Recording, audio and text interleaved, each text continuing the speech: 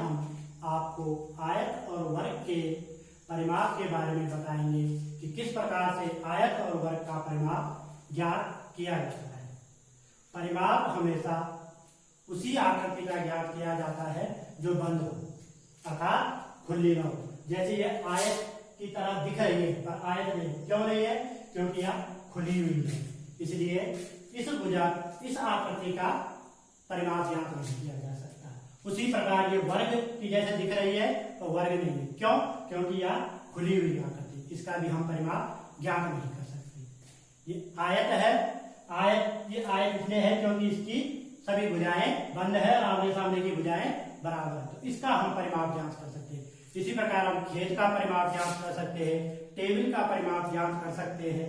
परिमाप हमेशा ये बाह्य भुजाओं का ही होता है।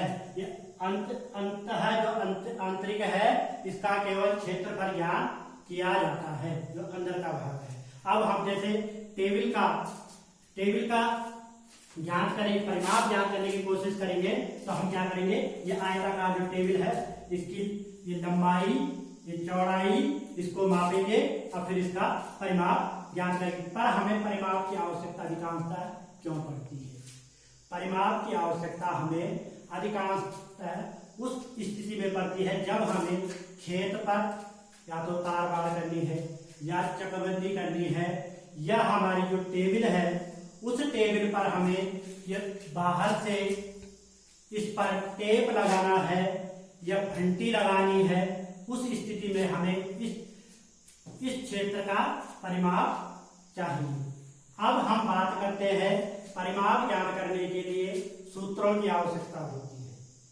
पर सूत्र तो हम लोग ज्ञात करते हैं जो गणित जानता है, पर क्या जो व्यक्ति गणित नहीं जानता, गणित के सूत्र नहीं जानता, वह अपने खेत का या अपने मेज का परिमाप ज्ञात नहीं कर सकता? नहीं कर सकता है। कैसे? तो चलो बच्चों मैं आपको समझाता हूं। ये दो खेत है हमारे पास, एक आयताकार और एक वर्गाकार। अब किस प्रकार से ज्ञात करते हैं? तो गांव में अधिकांशतः रस्सी से मापन किया जाता है। तो ये रस्सी से मापन किया, ये ऐसा किया मापन, ये इस प्रकार से ये मापन किया, आयताकार का ये मापन किया, ये मापन किया, ये। अब इसको हम फीते पर देखते हैं कि ये टोटल कितना सेंटीमीटर है।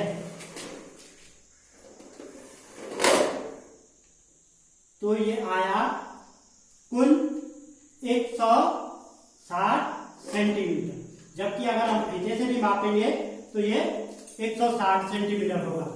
ये देखिए आप, ये आयत की एक भुजा है 50 सेंटीमीटर,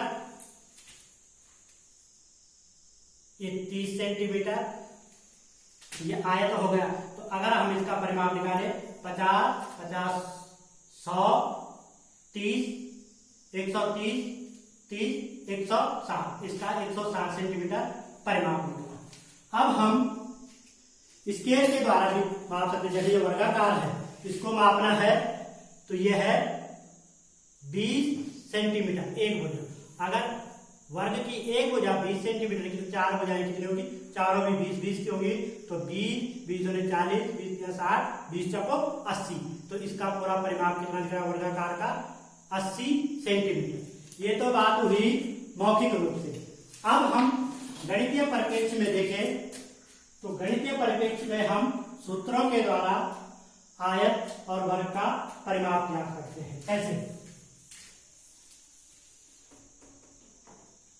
जो आयत व वर्ग का जो परिमाप है, तो प्रथम सूत्र के द्वारा अगर हम इन्हीं दो खेतों का, ये तो जब हम प्रत्यक्ष रूप से मापन कर रहे तब, पर अगर हमें खेत हमारे सामने न होके हमारे पास बताया हुआ होता हमें कि एक वर्गाकार खेत की भुजा है 20 सेंटीमीटर, तो उसका परिमाप कितना होगा? तो तब क्या होगा? तब हम प्रथम फॉर्मूले से भी ज्ञात कर सकते हैं। एक भुजा हमें तार की है 50, तो 20 सेंटीमीटर, तो चार भुजाएं होती है 20 धन 20 धन 20 धन 20, ये हुआ 80 सेंटीमीटर।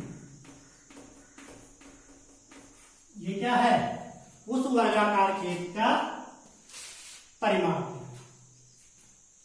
इसी प्रकार अगर हम आयताकार खेत का परिमाप ज्ञात करें तो किस प्रकार से ज्ञात करें? इसी सूत्र से, प्रथम सूत्र की बात कर रहा हूं मैं, ये प्रथम चारों भुजाओं का योग। तो हमें पता है, हमें दिया गया है 50 सेंटीमीटर लंबाई है, चौड़ाई है 30 सेंटीमीटर। तो 50 धन 30 धन 50 धन 30 इक्वल टू 160 सेंटीमीटर। ये आयत का परिमाप होगा। ये तो होगा प्रथम सूत्र से। अब अगर हमें वर्ग का परिमाप का दूसरा सूत्र भी है, 4 गुणा भुजा। 4 गुणा भुजा।